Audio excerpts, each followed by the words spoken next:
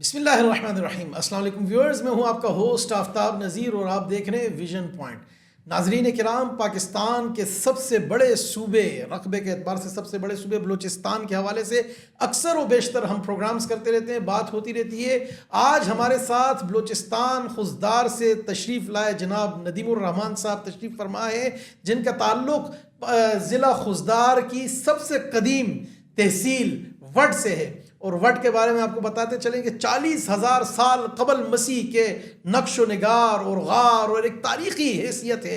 اتنی قدیم تحصیل اور ایک تاریخی تحصیل کہ جس میں ایک طرف آپ نکلیں تو جامشورو اور اس طرف سندھ کی طرف آپ آ جاتے ہیں، دادو کی طرف نکل آتے ہیں، اور دوسری طرف بلوچستان، اور بلوچستان کی ایک اتنی بڑی زرعی سرزمین کے جہاں ٹیوب ویل، زراعت، ایگریکلچر سب کچھ ہے، اس سے ان کا تعلق ہے۔ اور اب ہم جانیں گے کہ ہم جو آئے روز سنتے آتے ہیں میڈیا پر، سوشل میڈیا پر، کہ بلوچستان میں محرومیاں ہیں اور بلوچستان میں لوگوں کو بھوک اور افلاس اور بے روزگاری سے مار دیا گیا، اس پروپیگنڈے میں کتنی حقیقت ہے؟ جی جناب ندیم الرحمان صاحب، بہت شکریہ آپ کا، آپ نے ہمیں وقت دیا۔ کیسے ہیں آپ؟ اللہ کا فضل ہے، بہت شکریہ آپ کا، آپ نے ہمیں۔ اچھا ندیم الرحمان صاحب، سب سے پہلے تو یہ بتائیے کہ بلوچستان میں محرومیاں اکثر و بیشتر ہم سنتے رہتے ہیں، اس کی کیا حقیقت ہے؟ کیا زیادتی کر رہا ہے وفاق آپ کے ساتھ؟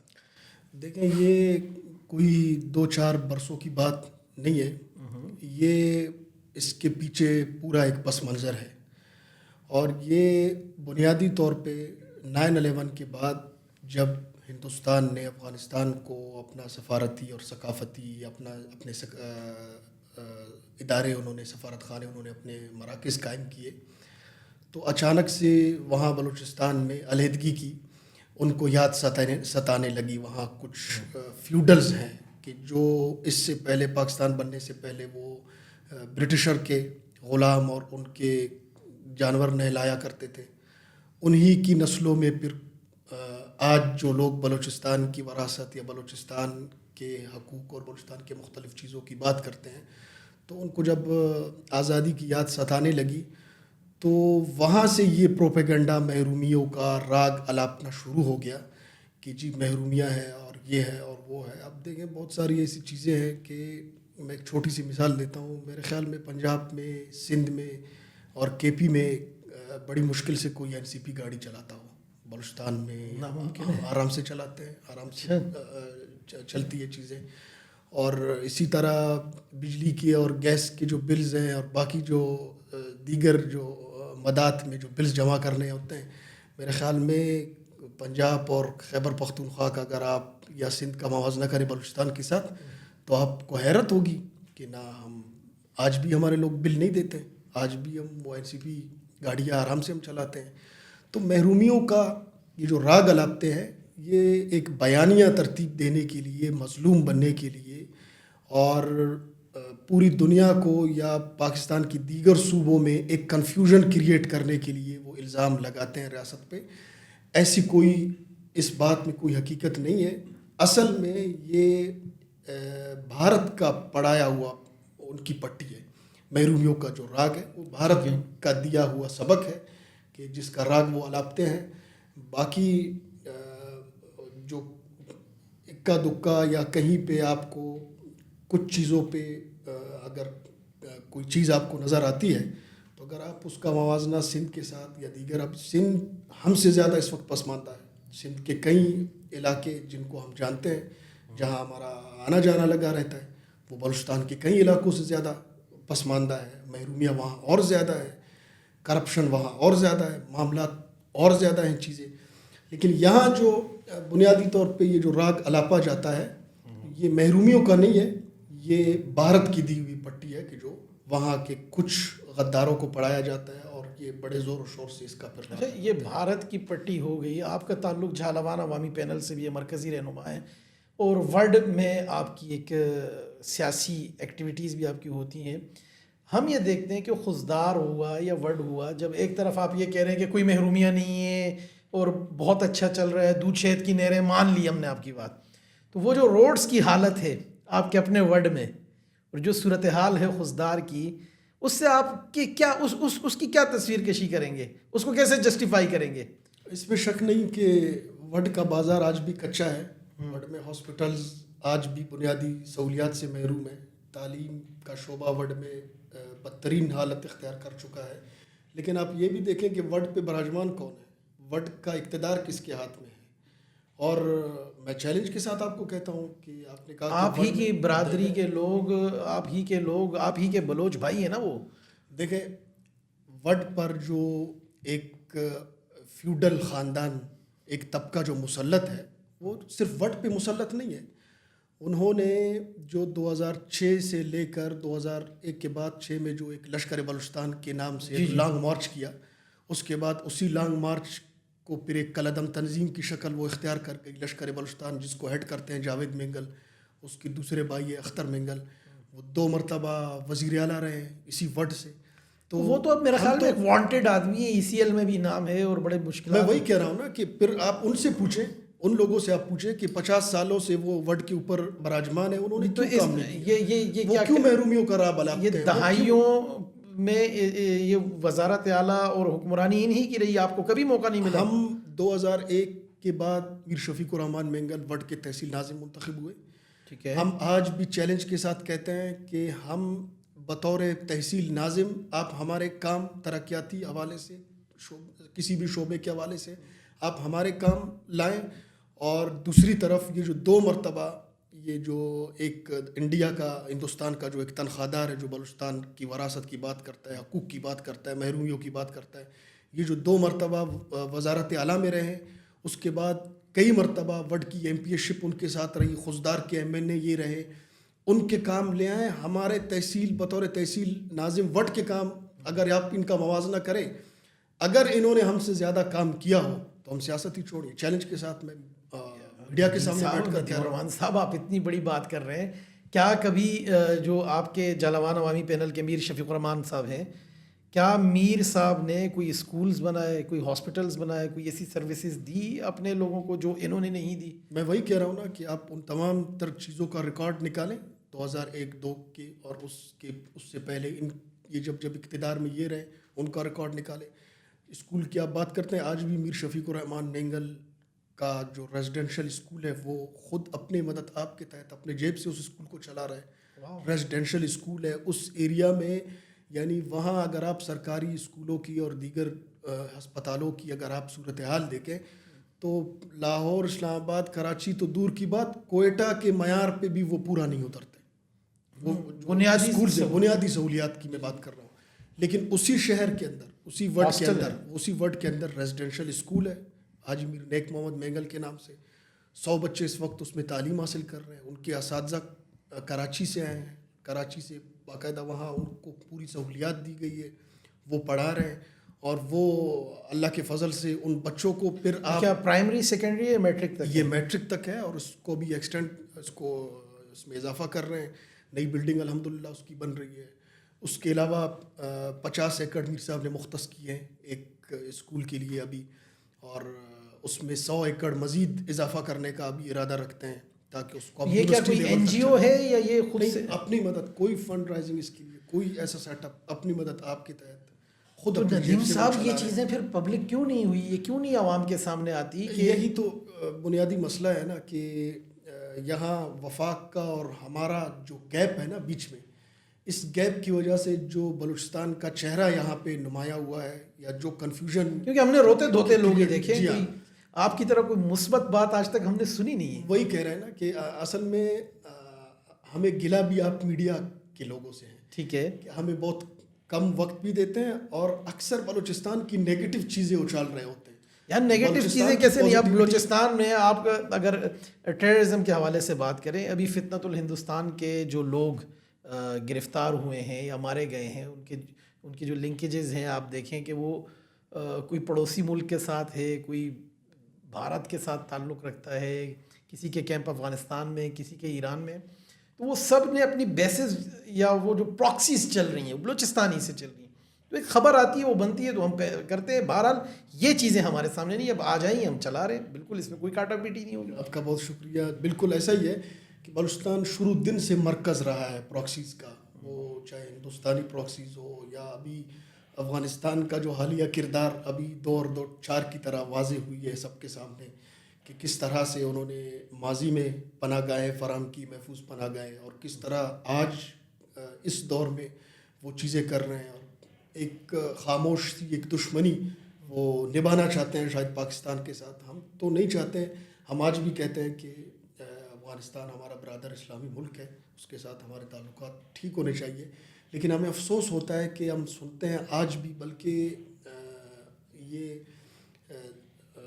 زمینی کچھ حقائق ہے کہ آج بھی وہاں فتنہ ہندوستان کو چلانے والے لوگ جو بھارت کے کرائے کے قاتل ہیں وہ آج بھی افغانستان کے دارالحکومت میں موجود ہیں. ان کے وہاں بی ایل اے کے وہاں کیمپس ہیں افغانستان میں. بی ایل ایف تو زیادہ اس طرف ایران کی طرف ہے, بی ایل اے جی ہاں زیادہ ایران افغانستان میں ہے. ان کے سارے لوگ وہیں, ان کی پناہ گاہیں وہیں تو افغانستان میں. ابھی لیکن ہم نے دیکھا حالیہ دنوں میں بی ایل ایف کی کارروائیاں بڑی تیز ہوئی ہیں. جی ہاں, اور وہ بہت زیادہ آپ کے عوامی پینل کے جو میر شفیق الرحمان صاحب کے بھائی پہ, ان کے بھتیجے پر اٹیک بھی ہوا, ان کی شہادت بھی ہوئی. جی ہاں, تو یہ ساری کارروائیاں جب ہو رہی ہیں, یہ خبریں بن رہی ہیں, اس کے لیے کوئی لائحہ عمل, کوئی سولوشن آپ کے پاس ہے, آپ کے پینل کے پاس ہے؟ کیونکہ آپ تو ایک تحصیل میں ہیں, پھر ورڈ سے اوپر آئے خضدار ہے, خضدار سے اوپر آئے کوئٹہ, پورا بلوچستان, اور کوئٹہ میں بھی آپ کی ایک ابھی میں ایکٹیویٹیز دیکھ رہا ہوں ماشاء اللہ, اور اگین بہت مبارک ہو آپ کو کہ اتنی تیزی سے آپ نوجوانوں پہ محنت کر رہے ہیں. یہ جو آپ جیسے چند ایک لوگ بچے ہیں جو اپنی بقا کی جنگ لڑ رہے ہیں, اپنی شناخت اور اپنے کام اور اپنی پاکستانیت کے ساتھ کھڑے ہوئے ہیں, کیا سولوشن ہے آپ کے پاس؟ بالکل یہ کوئی $1 ملین کوسچن تو ہے نہیں. ایک تو ابھی ایک حوصلہ افزا بات یہ ہے ہمارے لیے, بلوچستان کے ان لوگوں کے لیے کہ جو پاکستان سے محبت رکھتے ہیں, وہ حوصلہ افزا بات یہ ہے کہ ابھی جو آرمی چیف صاحب فیلڈ مارشل صاحب کا جو ویژن ہے بلوچستان کے حوالے سے وہ بالکل کلیئر ہے. ٹھیک ہے, اس بات سے بہت زیادہ حوصلہ افزائی ہوئی ہے کہ وہ کم از کم ایک کلیئر ویژن تو بلوچستان کو وفاق کی طرف سے ملا ہے کہ دہشت گردوں کی حیثیت, مطلب 7 دہائیوں جی بعد ہاں, اب آ کے ویژن ملا ہے. میں وہی کہہ رہا ہوں نا کہ یہ بدقسمتی اس کو کہیں, کوئی اور سخت نام اگر اس کے لیے کوئی لفظ استعمال کر سکتے ہیں وہ بھی آپ کریں اس کے لیے, کہ وہ ایک جو کنفیوژن, ایک جو دھند میں بلوچستان اور وفاق کے بیچ جو فاصلے تھے وہ کافی حد تک کم ہوئے ہیں. لیکن اس میں ابھی بھی بہتری کی گنجائش موجود ہے, اس پہ اور زیادہ بہتری کی ضرورت بھی ہے. اور سر دہشت گردی کا کیا سولوشن ہے؟ دہشت گردی کو تو جڑ سے اکھاڑ پھینکنا چاہیے. وہی بالکل کہ جو ویژن یہاں سے دیا گیا ہے, ہم چاہتے ہیں کہ اس ویژن پہ پانی پھیرنے کی بجائے بلوچستان کی جو وہاں ہمارے اپنے لوگ ہیں وہ اس پہ من و عمل درآمد کریں. اور جو بھارتی پراکسیز ہے بلوچستان کے اندر, وہ ابھی آپ ڈی ایس پی صاحب ایک اٹھائے گئے تھے کچھ دن پہلے, آج ان کی لاش پھینکی ہے. اس کا تعلق نہ پنجاب سے ہے نہ اس کا تعلق کسی اور طبقے سے ہے, وہ بلوچ ہے, ریکی ٹرائب سے ان کا تعلق ہے. آج ان کی لاش پھینکی گئی ہے. تو یہ کوئی آزادی کی, کوئی محرومیوں کی, کسی اور چیز کی جنگ نہیں ہے. یہ کرائے کے قاتل ہیں. یہ چند روپوں کے لیے انہوں نے وہ ایک ماحول پورا بنایا ہوا ہے بلوچستان کے اندر, اور بلوچیت کا نام لیتے. اور افسوس کی ایک بات یہ ہے کہ کچھ سیاسی جو اشرافیاز ہیں بلوچستان کے اندر, یہ ان کی پشت پناہی کرتے ہیں. انہوں نے جو سیاسی لبادے میں چھپ کر جو ایک دھند کریٹ کیا ہوا ہے, ایک جو کنفیوژن کریٹ کیا ہوا ہے, اور جو فاصلے بلوچستان اور اسلام آباد کے بیچ انہوں نے قائم کیے ہوئے ہیں, جب تک ان لوگوں کو ان کی ایک قسم سے اوقات یاد نہیں دلائی جاتی اور ان کا قبلہ درست نہیں کیا جاتا, اس وقت تک میرے خیال میں حالات ٹھیک نہیں ہے. دوسرا, اپنے حل کی بات کی, حل تو اس کا سب سے بہتر یہی ہے کہ گڈ گورننس پہلے اس میں فیز میں گڈ گورننس قائم ہو بلوچستان کے اندر. اور وہ جو پہاڑوں میں, ریگستانوں میں, دور دراز علاقوں میں جو ایک غریب بلوچ براوی ہے جس تک ریاست کا فیض آج تک نہیں پہنچا, اور اس کی وجہ یہ ہے, فیض نہ پہنچنے کی وجہ یہ ہے کہ وہاں جو قومیت کے لبادے میں جو کچھ بھیڑیے ایوانوں تک پہنچتے ہیں اور یہاں اسلام آباد تک پہنچتے ہیں, وہ جو ان کا حق کار ہیں, وہ جو ان کو محروم رکھ کر وہ اپنی جائیدادوں میں اضافہ کرتے ہیں, ان کی وجہ سے جو مشکلات اس غریب بلوچ براوی یا پشتون کو درپیش ہے, اس کی دہلیز پہ اس کے حقوق اس کو اگر ملیں, وہ آج بھی 70 سال سے ریاست کا جو فیض ہے وہ وہاں تک نہیں پہنچا کچھ لوگوں کی وجہ سے. اس میں دیکھیں اس میں آپ گلا کر رہے ہیں, مانا آپ کا گلا, ٹھیک ہے, ہم اپنے پروگرام کے اختتام کی طرف جا رہے ہیں, لیکن میں جاتے جاتے ایک بات کروں گا. اس میں قصور کیا کسی پنجابی کا ہے, کیا اسلام آباد کا ہے, کیا وفاق کا ہے؟ جان زیب مینگل صاحب بلوچ ہی ہیں نا آپ کے جو ہے وہاں وڈ کے جو ایم پی ہے. جی وڈ کے ایم پی اے. تو وہ اس میں کسی پنجابی کا, کسی پٹھان, کسی سندھی کا قصور تو نہیں ہے نا بھائی.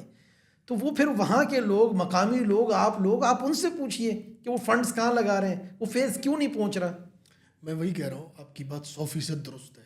میں وہی اسی بات میں اضافہ کروں کہ جب تک ایسے لوگوں کو ان کا قبلہ درست نہیں کیا جاتا کہ جو ایک طرف پاکستان کے آئین کی بات کرتے ہیں, دوسری طرف ان کا بھائی وہاں انگلینڈ میں, لندن میں, برطانیہ میں, کہیں پتہ نہیں کس ملک میں بیٹھ کر وہ پاکستان کو توڑنے کی بات کرتے ہیں. یہ آپس میں دونوں ملے ہوئے ہیں. ابھی جس ایم پی اے کی آپ نے بات کی, ان کا جو پارٹی کا سربراہ ہے اختر مینگل, اس کے بھائی ایڈ کرتے ہیں لشکر بلوچستان کو, وہ لندن میں بیٹھے ہیں. اسی طرح جو بی ایل اے کو, کیا یہ بات ہمارے اداروں سے مخفی ہے؟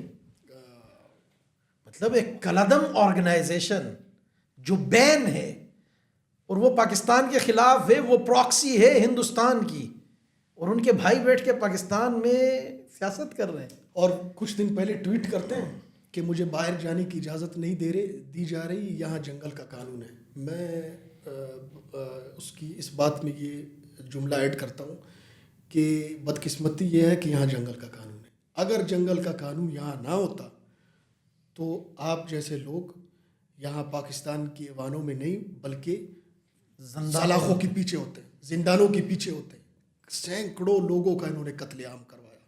اچھا, ان کے آن ریکارڈ ان کی اب تقریریں نکالیں, یہ 2006-07 کی, میں وہ کلپس میرے ساتھ موجود ہے اس وقت, کہ وہ دیکھیں. انہوں نے علل اعلان خضدار کے آزادی سیرت چوک پہ انہوں نے کہا کہ جتنا مار سکتے ہو ان پنجابیوں میں سے آپ مارو. یہ اگر پوچھے سردار اختر مینگل صاحب کے الفاظ ہیں یہ آپ نے یہ واقعی یہ کوئی چیز حقیقت ہے, ریئلٹی؟ میں آپ کو بھیج دیتا ہوں, آپ کو بتاتا ہوں کہ جتنا مار سکتے ہیں ندیم الرحمان صاحب, آپ ہمیں ڈرا رہے ہیں, کس قسم کی باتیں ہو رہی ہیں؟ وہ تو اسمبلی میں بیٹھے رہے, ایوان میں بیٹھے رہے, سیاست تو مسئلہ ہے نا. اسی لیے تو بلوچستان کا جو جس نہج پہ بلوچستان پہنچا وہ اسی سوچ کی وجہ سے, اسی اپروچ کی وجہ سے یہاں پہنچا. تو پھر وہ کہاں گئی ہماری ہارڈ اسٹیٹ؟ کیوں نہیں ایسوں کے گریبان پکڑے جا رہے؟ کیوں نہیں ایسوں تقریروں اور انہی کے ورغلانے سے جو لوگ پوائنٹ آف نو ریٹرن پہ گئے, جنہوں نے پہاڑوں کا رخ کیا, جو لوگ آج دشمن کے کرایہ دار بنے, وہ کرائے کے قاتل بنے, جو دشمن کی اس وقت پراکسی بنے, وہ تو انہی لوگوں کی وجہ سے, کیونکہ ان کی دکانداری ان چیزوں پہ چلتی ہے. ایک طرف ریاست کو بلیک میل کرنا, دوسری طرف مظلوم بلوچ براوی کو وہ حقوق محرومیوں کا راگ الاپ کر اس کو جو ہے نا وہ ایک دھند میں کنفیوژن میں رکھ کر اس کے حق پہ بھی ڈاکہ ڈالنا, اسی سے ووٹ لے کر اس ملک کے اقتدار میں ایوانوں تک پہنچنا.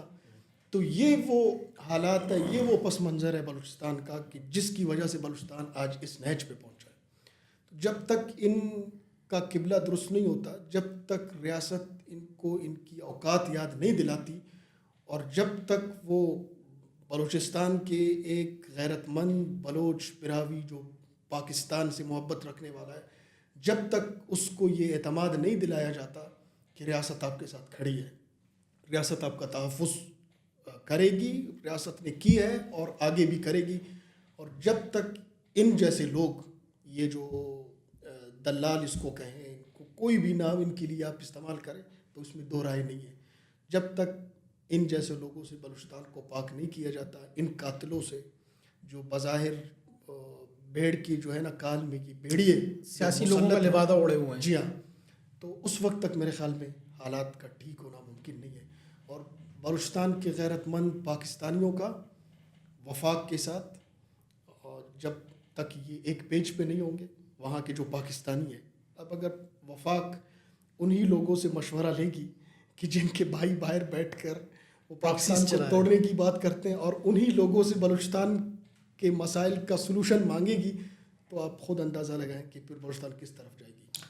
ان کی بجائے بلوچستان کے حقیقی جو پاکستانی لوگ ہیں ان کو, اور یہاں وفاق کا جب تک وہ ذہنی فکری ہم آہنگی جب ہوگی, جب ہم ایک پیج پہ ہوں گے اور ایک اچھی گورننس بلوچستان کے اندر قائم ہوگی. انشاءاللہ آپ دیکھیں گے کہ ان کا صفایا بھی ہوگا, ان کا خاتمہ بھی ہوگا. بہت شکریہ جناب ندیم الرحمان صاحب, آپ سے ہم گاہے بگاہے وقت لیتے رہیں گے, اور ہم انشاءاللہ ذاتی طور پہ, اور ہمارا یہ فورم, یہ ہمارا پلیٹ فارم بلوچستان کے حقیقی مسائل کا ادراک اور اس کا سولوشن عوام کے سامنے لاتا رہے گا. بہت شکریہ آپ کے وقت کا. ناظرین کرام, آپ نے دیکھا انفارچونیٹلی ہماری بدقسمتی ہے کہ وفاق نے تو ہمیشہ بڑے بھائی کا کردار ادا کیا اور جتنا ہو سکا, لیکن وہ جو ایک لیک ہے, گیپ ہے, جو ایک ربط ہے, وہ گیپ کہاں ہے, وہ خلا کہاں ہے. بقول ندیم الرحمان صاحب کے فیلڈ مارشل حافظ سید عاصم منیر صاحب کے آنے کے بعد وہ ویژن ملا ہے, وہ بلوچستان کے لوگوں کو امید نظر آئی ہے کہ کہاں مسائل ہیں. وفاق تو دے رہا ہے لیکن جانزیب مینگل صاحب آگے نہیں دے رہے, اور یہ کیوں نہیں دے رہے, یہ ان سے عوام نے پوچھنا ہے, بلوچستان کی عوام نے پوچھنا ہے, بلوچستان کے لوگوں نے پوچھنا ہے, اور اپنا حق لینا ہے, اور کسی کے ورغلانے میں, کسی انڈین پراکسی کے ورغلانے میں نہیں آنا, اپنے پاکستان کے ساتھ کھڑا رہنا ہے. اور انشاءاللہ انشاءاللہ انشاءاللہ پاکستان ہمیشہ زندہ باد.